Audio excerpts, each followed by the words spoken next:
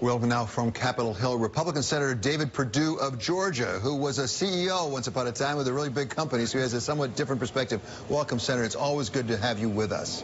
Good morning, David. So sort this out for us. How are we going to get past all this? Is there a way forward? Well, first of course there is, and we should have done it last year.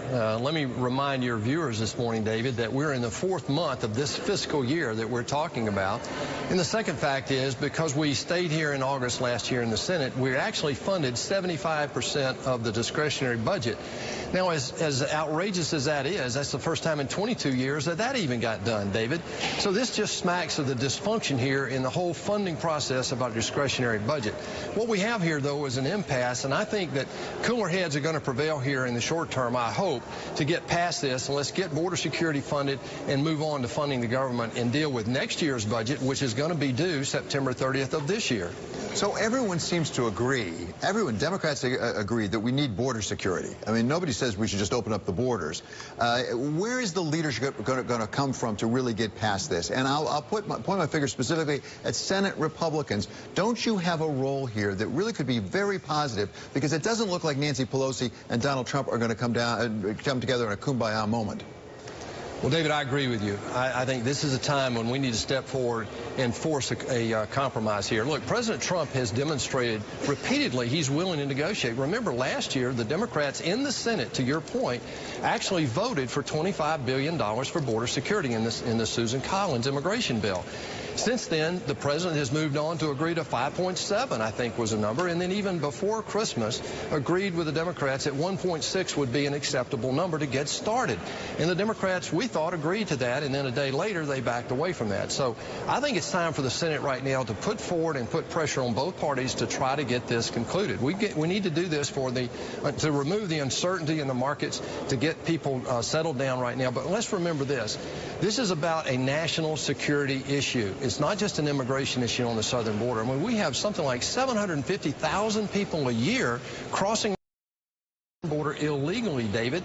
That put it in perspective. We bring in 1.1 million people legally. That's about 3 times our 100-year average. But the perspective is, of the 700,000, we've got a tremendous problem that in the last 2 years alone, 235,000 people have crossed that border illegally who are already convicted felons in the United States. No question about it. And as I say, I think Democrats agree there has to be something done about security. The question is, what does that compromise look like? We talked with one of your colleagues on the Democratic side, Joe Manchin of West Virginia, yesterday, and he suggested actually what needs to be done is make it bigger. Go back to the deals that we're talking about before that includes a lot of money for southern border security, but also includes dealing with things like the Dreamers, more fundamental immigration reform. And he warned that really this is starting to affect people not just because of the jobs of federal workers, but also because of food stamps. This is part of what he had to say. Right now, we've got 800,000 people on Thursday, 800,000 government workers who won't be getting a paycheck. But more than that, Dave, we have hundreds of thousands of children who won't be getting food. Now, this is unbelievable that we're going down this path because we become to an impasse. So what Joe Manchin went on to say is he thinks a bigger deal is the way to go. He's even raised it with the president. Is that what a compromise would look like, to say, let's take care of issues on both sides, bipartisan? Well, what we heard from the Democrat response last night was their idea of compromise is give us everything we want, and then we'll negotiate to give you what you're asking for. That's not the real world, and they know that. I think right now the point is that we have a national security crisis on our southern border. President Obama called it out. It's time for the people in Washington, in the Congress and in the administration, to act like adults and get this done. No question there's a need to deal with this. Is declaring a national emergency the way to go for the president? Because we've had various people suggest if they do that, that Congress might take away that power going forward, because it hasn't been done for a domestic purpose ever before. Well, this is a new day. You know, prior to 9/11, we never lost 3,000 people due to an attack from the outside either after World War II. So, I mean, what we've seen here is this is a new day and a new issue, and the president's trying to deal with something that Congress will not give him a solution for. Look, this should have been solved last year prior to September 30th in our normal budgeting process. This was an appropriation issue. The Democrats worked with us. We should have gotten this done last year. My point right now is that the American people expect us to get this done. President Trump was elected by actually what you saw last night was the people's president talking directly to them about what they want done. And I think you'll see that get done here in the next couple of weeks. If I could, Senator. Senator, let me turn to something else that you know a lot about and feel strong about, I'm sure, and that's the Federal Reserve. There's been a little bit of a pull and tug, I think it's fair to say, between the President of the United States and the Chairman of the Federal Reserve, Jay Powell, about raising interest rates. As I said, you were a CEO of a very big company. You had to pay attention to interest rates. Where are you, from your perspective of the economy? What is the right approach right now? Well, this is what I'm concerned about, David, and thank you so much for continuing to call this out. With $21 trillion of debt, we've had 9 increases in the last couple of years in the Fed fund rate, up about 225 basis points. Well, that's $450 billion of new interest that we are liable for right now. And because under President Obama, they took the duration of our bond portfolio down to under 3 years, such that those changes are now rolling through, and those increases in interest expense are hitting us in the federal budget today. $450 billion of new interest just this year.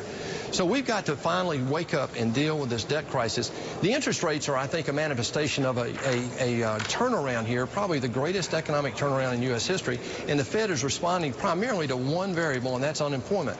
I personally think, as an ex-business guy, that there are other things to look at, because what we've got right now is a mismatch between our labor capability and the labor demands in our workforce. So if I could, Senator, let's put together the we talked about. That is the government shutdown and also what's going on with the Fed and the interest rate payments. We have Fitch now saying they might actually consider downgrading the U.S. Credit rating. We've got a debt ceiling limit coming up in March. People are not real comfortable with the possibilities that this could all get worked out. What is the danger actually for the creditworthiness of the United States of America at this point? Well, it's already happened, under prior administrations. But my point is, I've been talking about this since 2013. Others up here beginning to get religion. This debt situation is very real. Not only the credit worthiness, but the ability to go out in these quarterly bond auctions and get people to come in and buy our bonds based on the good faith of the federal government. Look, it's time that we get serious about doing the 4 or 5 things that President Trump has talked about. I will tell you this, David. The good news is that nobody's talking about is by growing the economy more than 100 basis points. The Congressional Budget Office says that we really can add about $300 billion a year of federal tax revenue. We see that happening right now. And what that means is, because of the turnaround in the economy over the next 10 years, we've lowered the debt curve by about $3 trillion. On the other hand, we've still got to save Social Security, save Medicare and Medicaid, because these are entitlement programs that are really in jeopardy right now because of the intransigence of the liberal left over the last 20 or 30 years. Okay, Senator, once again, we had this whole discussion. We didn't get to entitlements, so you got to come back again, because that's the really big gorilla in the corner of the room, I think. Okay, Republican Senator David Perdue of Georgia, always great to talk to you, sir. Thanks, David. We're going to have more on the Federal Reserve later today, an exclusive